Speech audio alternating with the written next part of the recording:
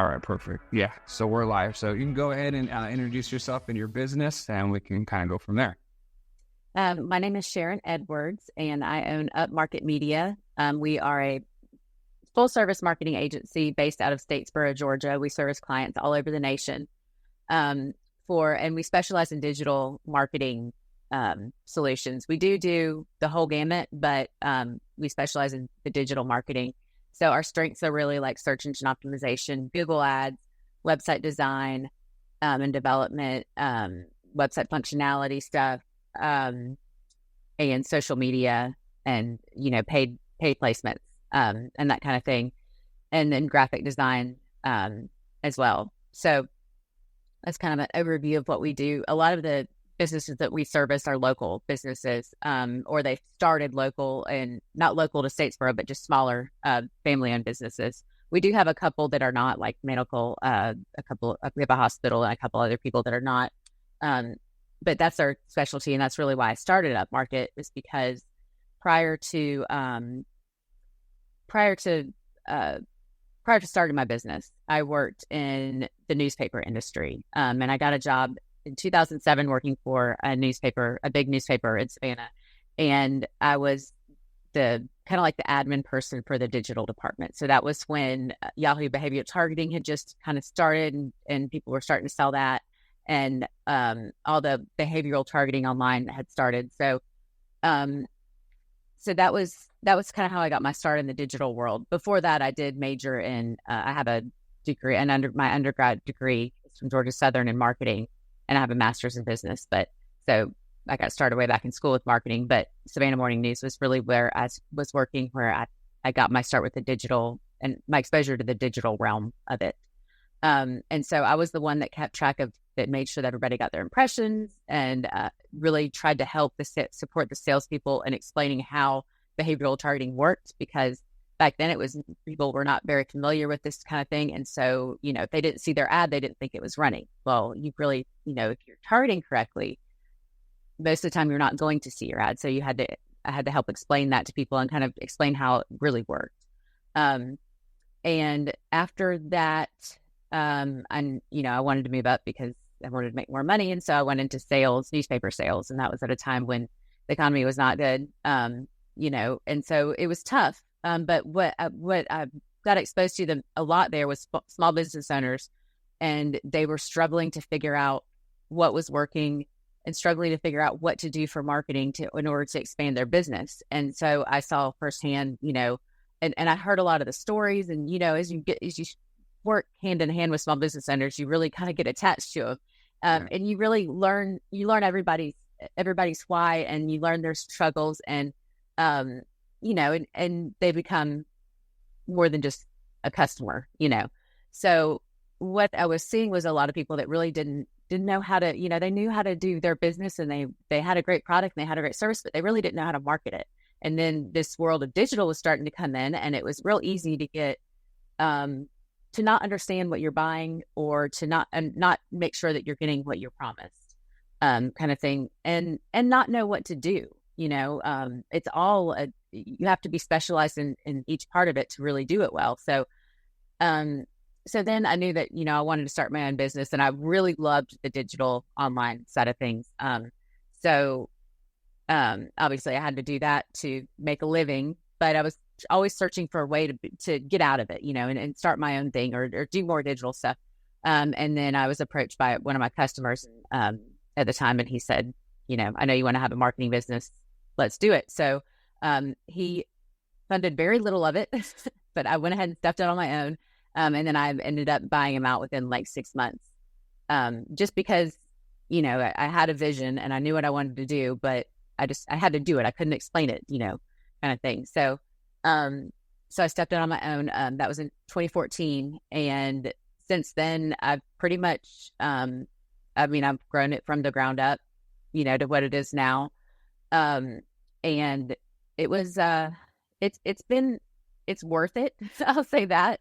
But I think most entrepreneurs would tell you, it's like having another child. And like, sometimes I felt like I had triplets, it's a lot. And you learn a lot of things. And, I think one of my biggest strengths and my biggest weaknesses is that if I have something in my head, I want to get it done like I have it in my head.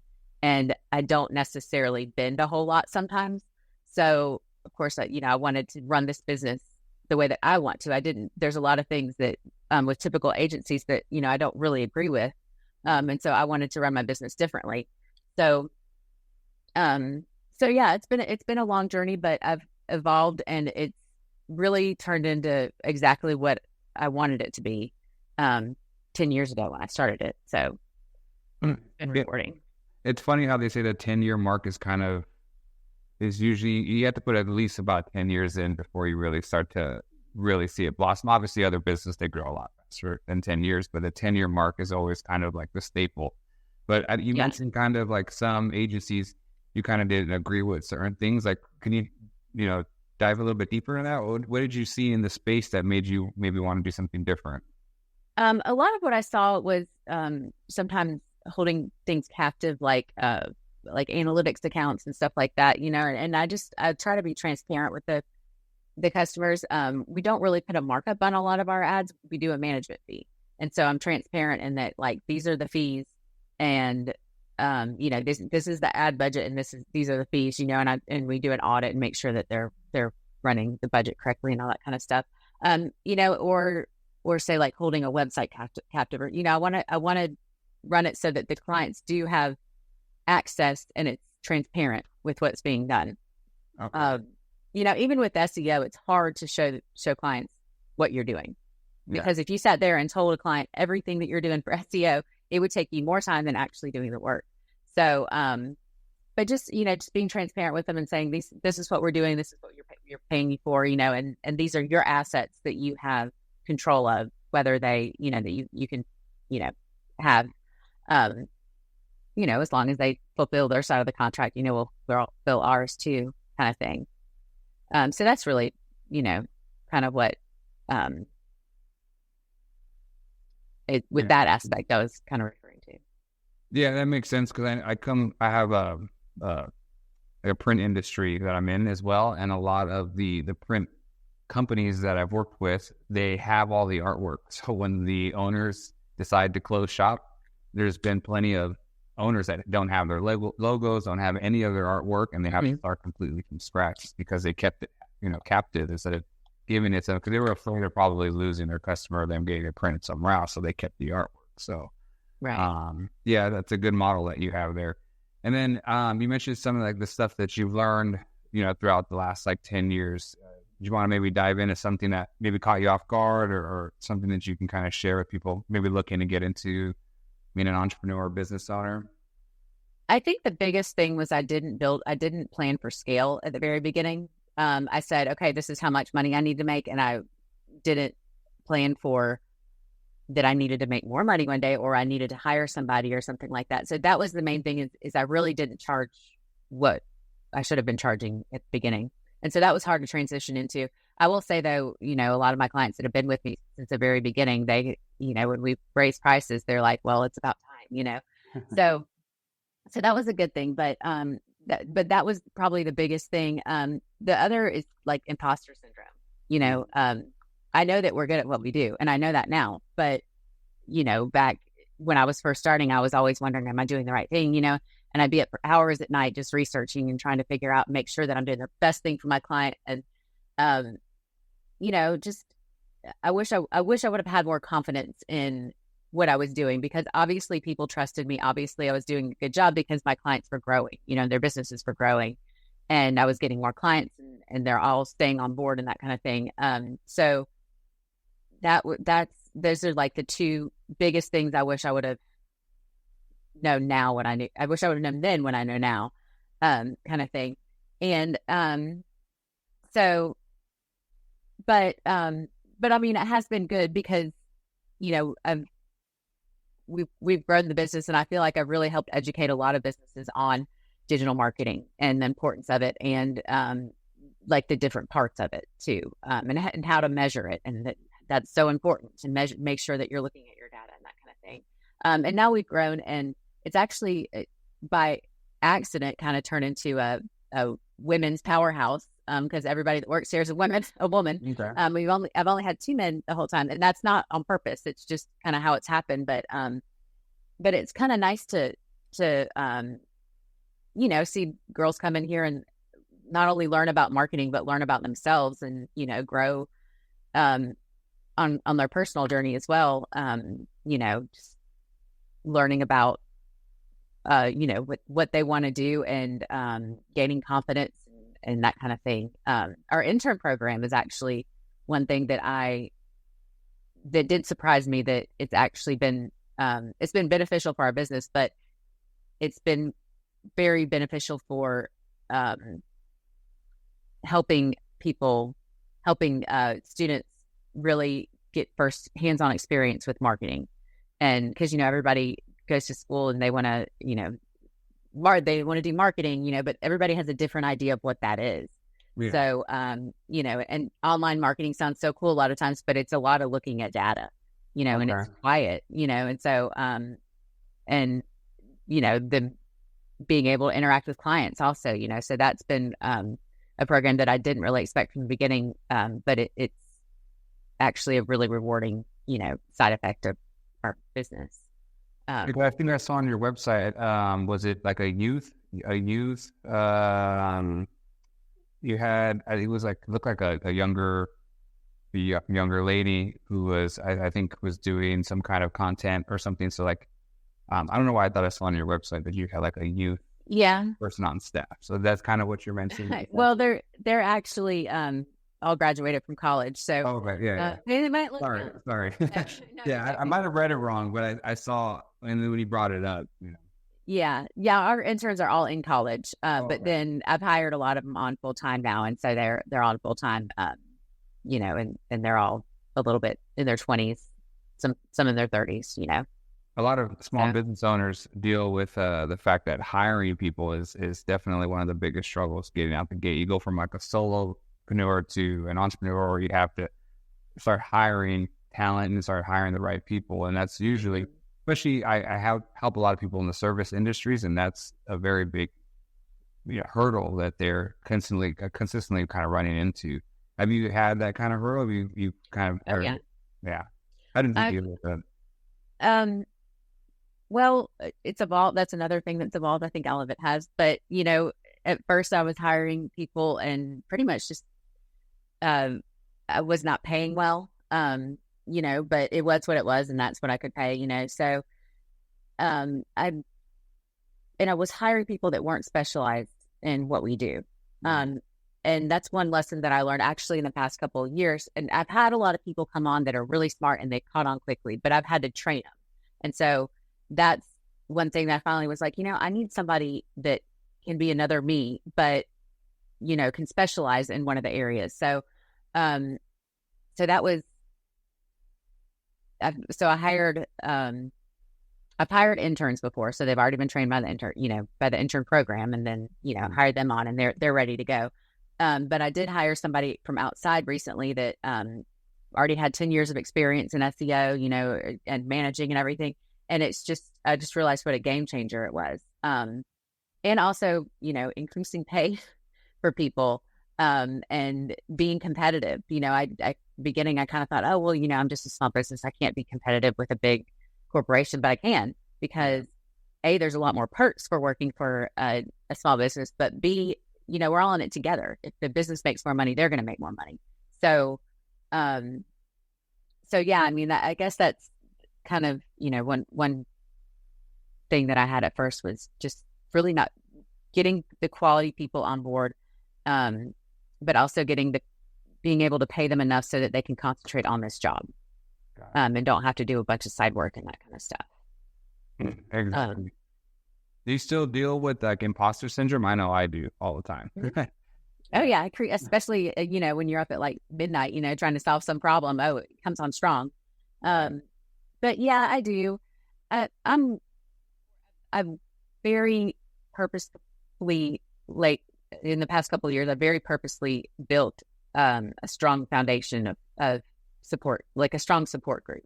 So not just at the business, at the crew we have now working, most of them are pretty good and pretty real. And they'll tell me, if something's happening that I don't know about, or something like that. Or like if we're going down the wrong, they're expert enough to where I know that they're smart at what they do, and I trust them to go do their job. But yeah, I get imposter syndrome a lot. As I'm designing something, sometimes I'm like, oh, this is horrible, and then I'll put it down and come back to it. And I'm like, actually, that was really good, So, but as far as like support groups, outside of work too, my husband, he's awesome. He doesn't really know what I do, but he makes sure to build me up and support me no matter what. And, the same with my friends. And I just try to be surrounded by people who are positive, but also truthful, with that. And that's kind of how I combat imposter syndrome. I just tell myself that I'm being ridiculous, Right. So like, I've done this. I'm here. I'm okay. Yeah. Positive reinforcement. Yeah. Yeah. And you guys. Oh, I'm sorry. Say, yeah, this is how I make my living, or else if I wasn't good at it, I wouldn't be making a good living off of it. So. Right. That's for me, it's like, this is how I feed my family. So this is, yeah. But do you guys focus on like funnels as well, like creating funnels for the marketing or? Yeah, somewhat, but not to the extent like we're not like we wouldn't take somebody on just to build their funnel. We do. I mean, it's all kind of a funnel, Google Ads, website, social media, all that kind of tie together. But we don't do it. Yeah, we're not as specialized as like a lot of like fun lead generation specific companies with that. Okay, got it. So can you break down a little bit more, like maybe your niche in the marketing, what maybe you specialize in? So as far as the digital world, SEO, search engine optimization, is a big thing that we specialize in.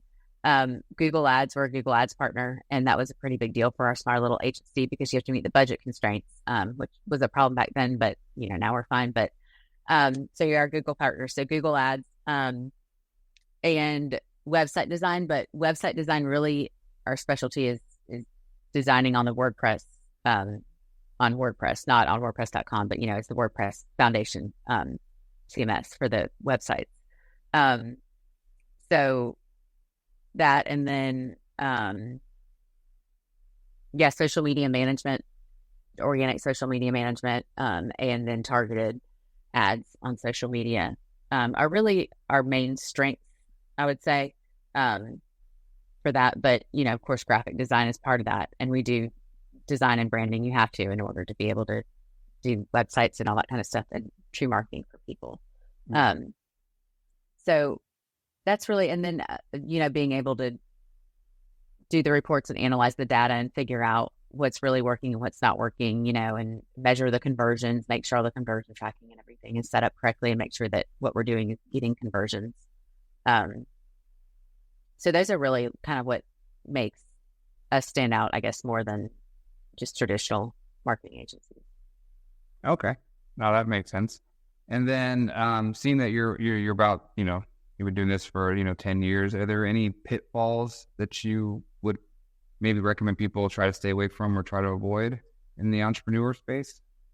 I would,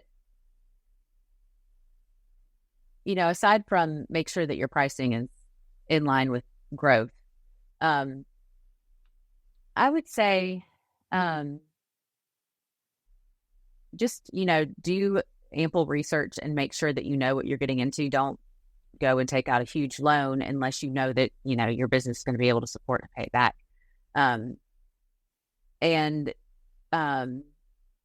Make sure you have a plan, for what you want to do. Start somewhere, start here, and then you can grow to here. Don't try to tackle this huge mountain right from the get-go.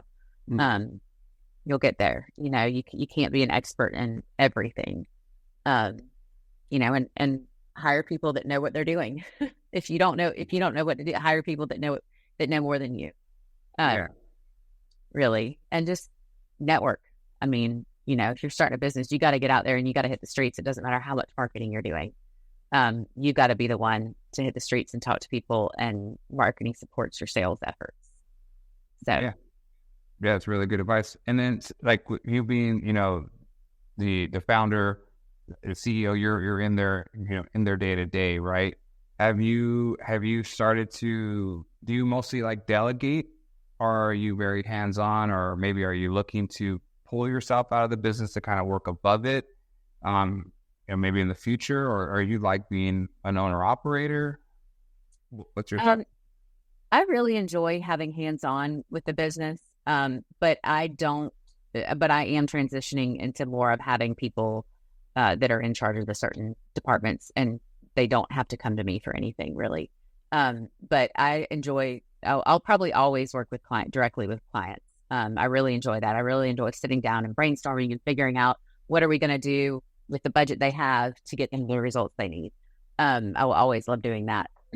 And I do have somebody that I'm letting do some account management also right now too. But and then I do enjoy some design stuff, but it's more of like I need to get to where I'm managing the business, and if I do design work, it's just because I have extra time to do it, kind of thing. So essentially, yes, I need to transition into kind of working on the business, not in the on the business, not in the business. Yeah. But we're getting there. It's hard for me to let things go too. Well, I think that's most business owners, right?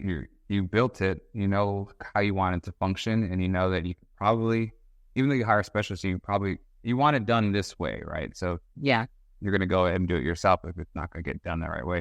But yeah, I think what we consult on some of our clients is more trying to get them to work above the business instead of in it, but also too focusing on what they're really good at. So if you like, the client interaction and going over that initial thing, that's probably a lot of value that you're adding to that initial interaction that builds that relationship for them to, continue on. So it's always good, if that's what you enjoy to do, then you keep doing it, right? But in a sense, have you kind of figured out maybe what you're looking at like in the next 10 years? What your projections are, what you're thinking you want to take the business to? Any goals? Yeah. Well, yes. My problem is I won't say that I know that I have a goal until I know how I'm going to get to that goal. And so that's probably another thing that I need to work on, because I've hit pretty much all my goals that I wanted, but I just haven't, been vocal about them until I realized I was going to hit them. Right. But yeah, I mean, in the next 10 years, I'm 42, almost 43, so I'll be 53. So I definitely in the next 10 years want to be less hands-on in the business. I want to have people in here who, are thriving and loving it, and kind of taking ownership of their part of the business, and helping it grow, and of course helping business owners as well. So yeah, that is my plan, to kind of transition to be able to more be in a place where I can do more strategy for us, and more look at the processes more and figure out how to streamline them, and that kind of thing for our business, and how to position certain areas for growth, like how to know when each area is ready to hire a new person and who that person is going to be, and that kind of thing. So I guess that's my big goal for the next 10 years. I do kind of have some revenue goals in mind, but I think now probably in the past 2 years, I've really hit a different stride lately with the business. So I'm kind of waiting to see what we do, because we've really accelerated, I feel like, lately in the past year or two. So I'm waiting to see kind of how the business does this year before I make any more revenue kind of projections or whatever, just to make sure it wasn't a few fluke or anything. Yeah, if it stays consistent, and then from there. And then I know you mentioned like potentially like scaling and growing and then getting all the right people in there so that eventually in 10 years, maybe you're just working on strategy. Have you had any strategies on how you want to grow that? I mean, are you thinking potentially like growing through acquisitions, like acquiring maybe another marketing agency, or is it just more like organic, the same way you're kind of doing it now? Have you come up with, or any maybe strategies you're thinking of, or?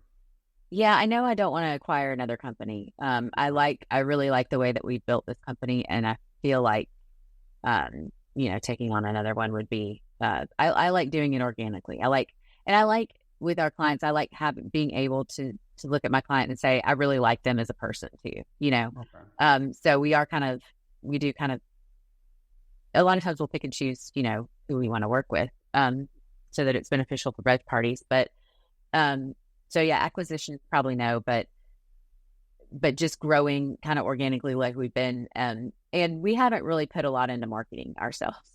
Okay. Not anything more than like social media posts, we haven't had to. And, but that is another thing that we're going to start doing more of. But I like to do it and, make sure that we have the people in place before we do the growth, because, we have to have the right people in place, or else, because I can't do it all by myself. Yeah. Exactly. So yeah, I have an idea of how we're going to get there, a little bit more aggressive than what we have done in the past 10 years, but not like a set plan, I guess.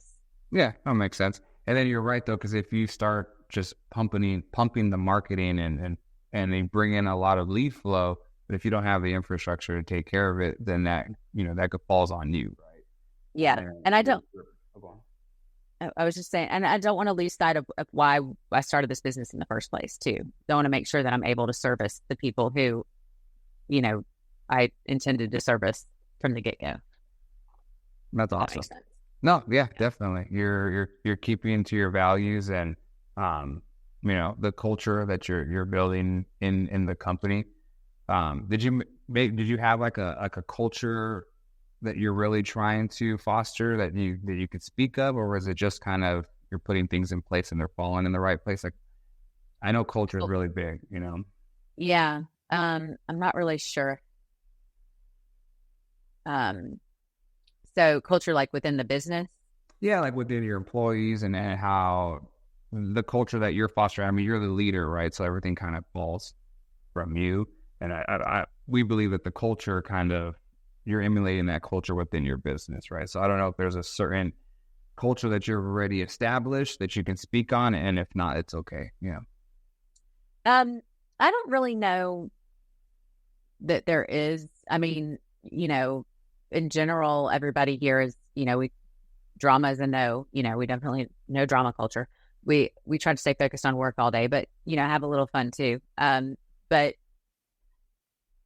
a lot of it is part of what we all do here is try to empower other people to, learn, get their foot in the door with the marketing world and in the area that they want to, but also, empower more learning, and that kind of thing.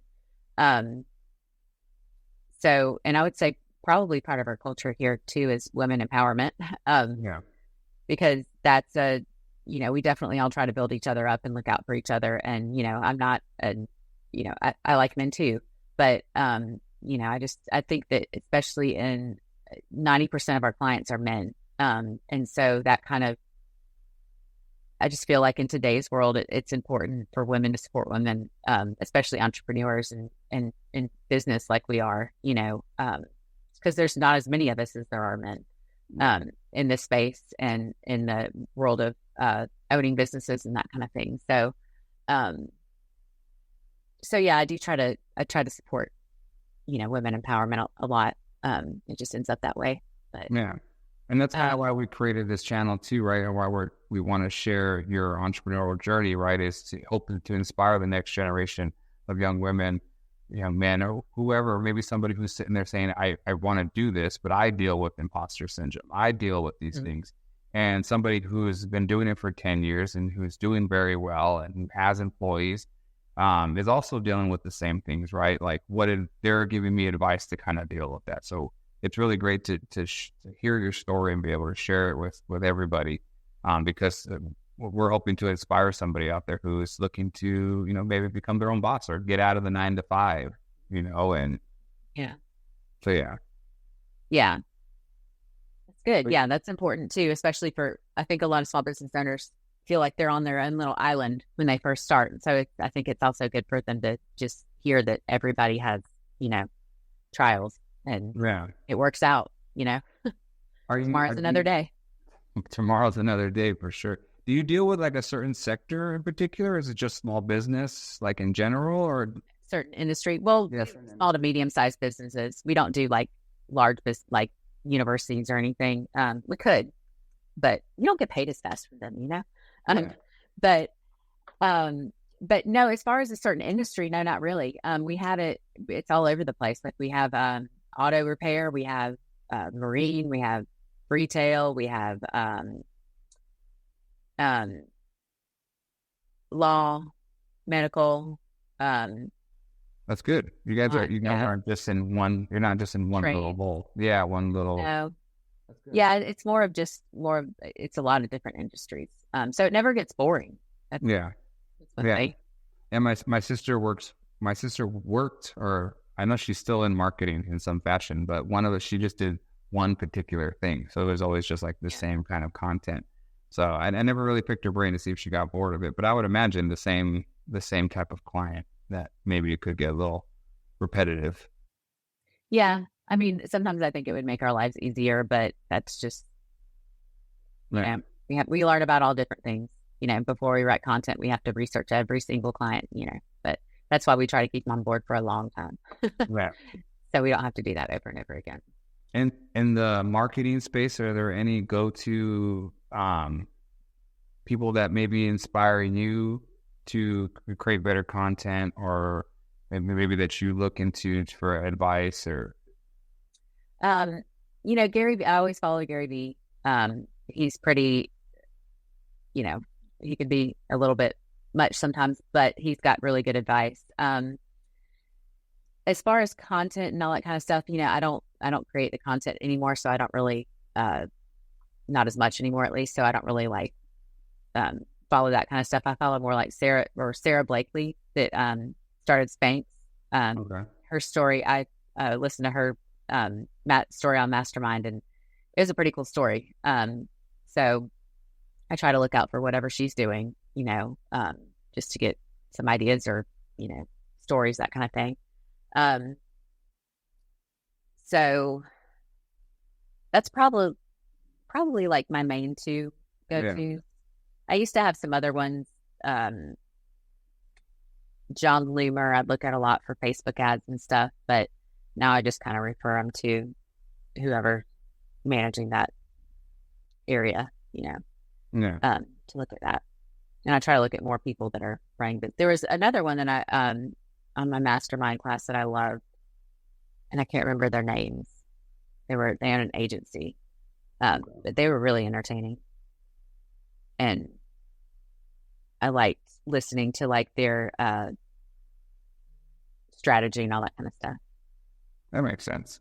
And then I know that AI is changing a lot of industries. Have you seen it affect your industry pretty heavily? Or? Yes, I have. I like AI. I think it's a tool. It's a good tool. But I've seen it affect our industry, and that it gives a lot of people a false sense of security, I feel like. Especially if, the people that are like, oh, no, I can do my own Facebook statuses. I just put it in ChatGPT. And I'm like, not only does the algorithm see that from a mile away, so do we, so it's definitely, it's good for brainstorming and stuff. And I think that it's a tool that's been beneficial to our industry for sure. I just think that you definitely got to have that human touch to make sure that AI doesn't go off the deep end. So like if somebody puts in ChatGPT, like write my Instagram prompt for blah, blah, blah, blah, and it shoots something out, they copy and paste it into their content. The algorithm and everything kind of sees that coming. Is that kind of what you mean? I mean, yeah, I think it does. I know it definitely does for Google search. I mean, one of the last, I think it was 2 updates ago, maybe, Google updates, like we had a website that we had been a little bit lazy with, and we wrote, used a lot of AI, and it tanked, and we had to fix it, So luckily that was the only one out of 80 websites that we had done that with. But, so yeah, I mean, I know that Google picks up on it. I figure Facebook and Instagram have to pick up on that. They can see that that's AI. Yeah, that makes sense. And it just, and, you know, I mean, I can tell when it is, when I'm reading it, but, you know, I kind of trained for it more than other people. And Exactly. sometimes the status, they get like this long, you know, and who's going to read that? Yeah. You know, so. That makes sense. But like you said, it's a good tool for brainstorming, so they can brainstorm in the content, but then put it in their own words and add that human touch to the content. Right. And fact check, you know, make sure that what AI says is true is really true. Right. Not exactly. Because it can pull some old stuff up. It's some wrong stuff. It's some incorrect stuff. So. Yeah. And then the bottom of ChatGPT does say ChatGPT can be wrong. So, you know, but most people just copy and paste and go. So yeah. Yeah. And then like for AI imagery and graphics and stuff, I think that's got a long way to go. Yeah. I think it's okay, but you know, they never get the hands in the right place or the eyes in the right place. You know, it's kind of weird. Yeah, no, definitely. And so we're pretty much coming to an end here. Is there any maybe last words or tips or advice that you might want to give or share? Anything that maybe you just want to throw out there? I don't know. I guess really just, you know, don't give up. If this is something, if you find something that you're passionate about and you can make money, figure out how to make a living doing it, you know, don't give up just because it gets tough, you know, figure out how to make it work because eventually it will. I never thought that I would be here, but I wanted to be here, you know, so if I can do it, anybody can do it for sure. No, definitely. Well, I appreciate your time jumping on, diving into, you know, your industry and everything and your journey. So I really do appreciate it. Yeah, you're welcome. Thank you for having me. I appreciate it.